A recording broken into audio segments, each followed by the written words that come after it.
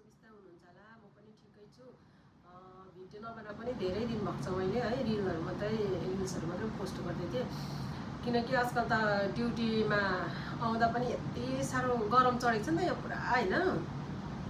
ड्युटीबाट निस्किँदा पनि घर कहिले पुग्नु, रुमबाट आएपछि पनि ड्युटी कहिले पुग्नु, त्यति मात्रै हुन्छ। यति साह्रो गरम चाहिँ हुन्छ, जिउहरू डल्लै पोल्छ, खुट्टाहरू आमा लुगाले पनि पोले जस्तो हुन्छ।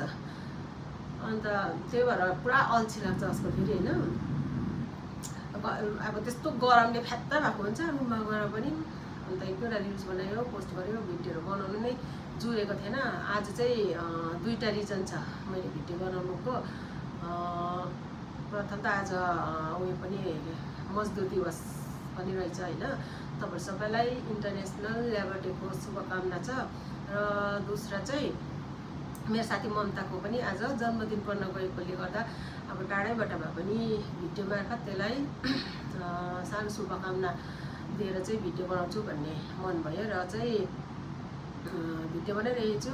ह्यापी बर्थडे ममता, जुग जुग जिउनु, तैँले अब सोचेको चिन्ताको सबै पुरा हो, सधैँभरि खुसी रहनु, सुखी रहनु।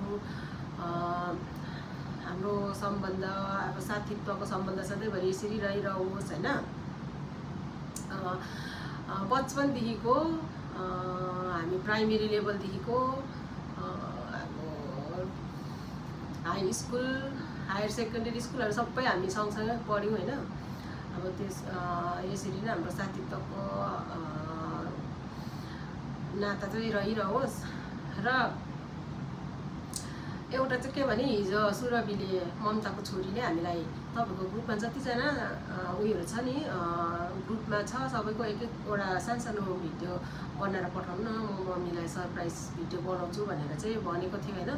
त्यहाँदेखि चाहिँ हामीले चाहिँ सानो क्लिप बनाएर पठायौँ नि त, सुरभिलाई पठायो। त्यहाँदेखि उसले चाहिँ भिडियो बनाएछ र आज त्यो भिडियो देखेर चाहिँ मलाई नि अब के भन्नु, अब इमोसनल भइ पठाएँ आफ्नो छोराछोरीले हैन।